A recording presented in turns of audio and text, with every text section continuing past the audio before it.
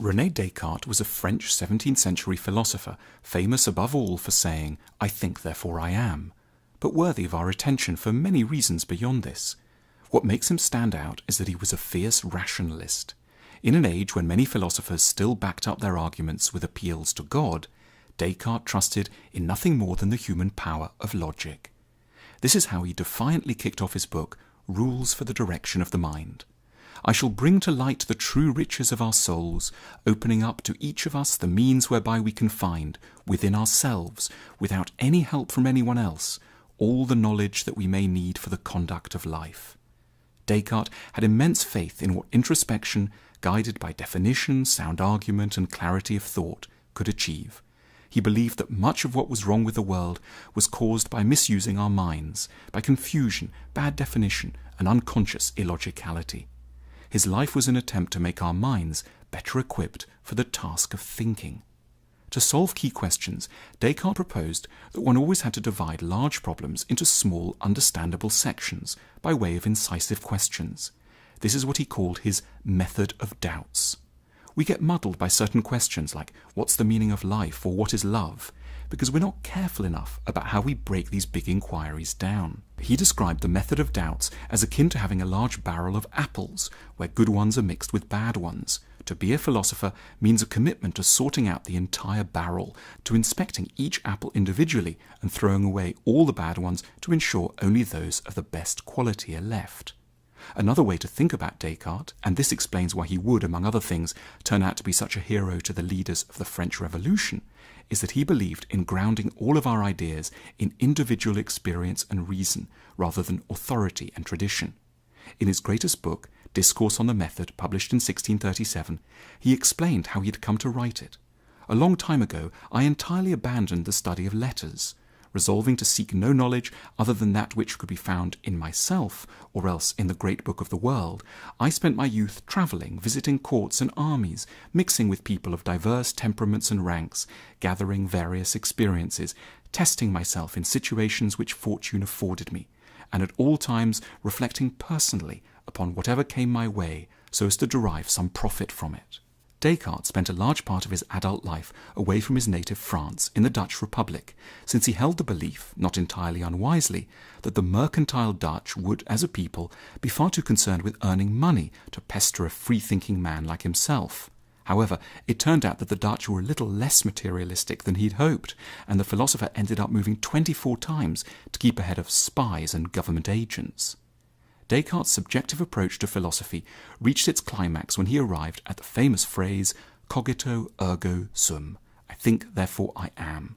The phrase first appeared in French, "Je pense, donc je suis," in the Discourse on the Method, before then appearing in Latin in The Principles of Philosophy of 1644. It was intended to be Descartes' ultimate answer to a question that philosophers sometimes get perhaps unreasonably interested in, namely, how can one know that anything, including oneself, actually exists rather than being some sort of dream or phantasm? On his quest for certainty around this question of whether it might all be a dream, Descartes began by observing that our human senses are deeply unreliable. He couldn't, for example, he said, be trusted to know whether he was actually sitting in a room in his dressing gown next to a fire, or merely dreaming of such a thing. But there was one thing he could know for sure. He could trust that he was actually thinking.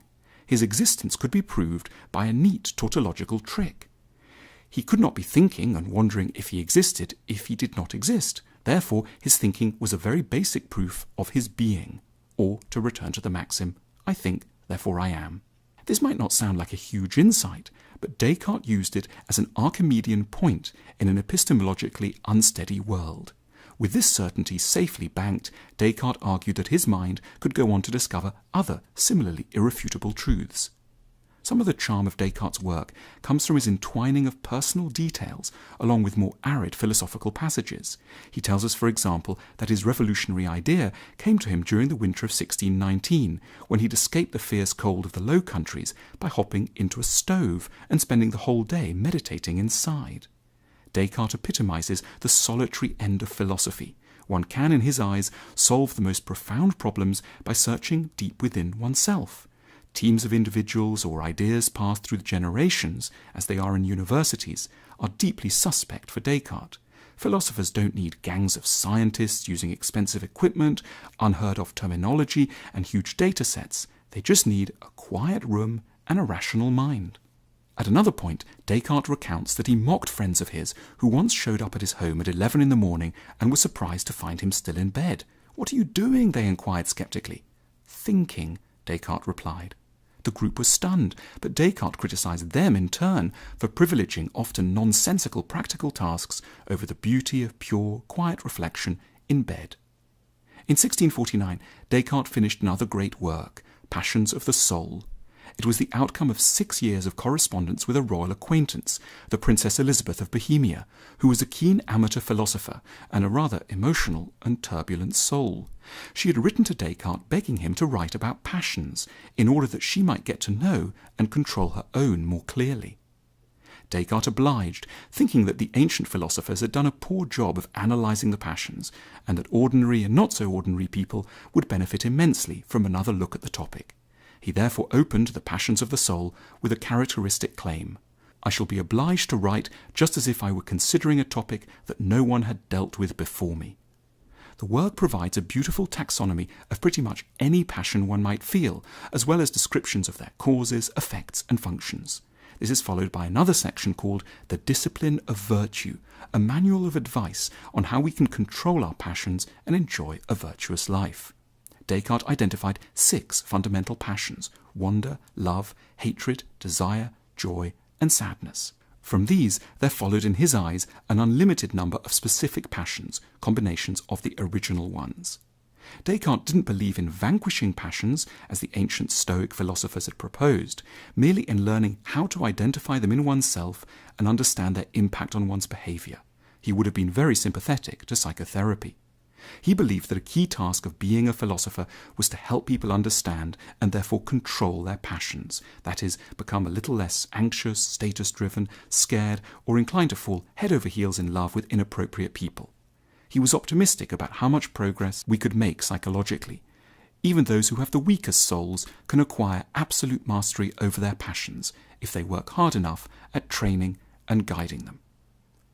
Descartes' psychological and philosophical work attracted ever more powerful admirers. In 1646, Queen Christina of Sweden got interested in sorting out issues in her mind and began a correspondence with Descartes. She even persuaded the philosopher to move to Sweden to tutor her in passion and philosophy in 1649.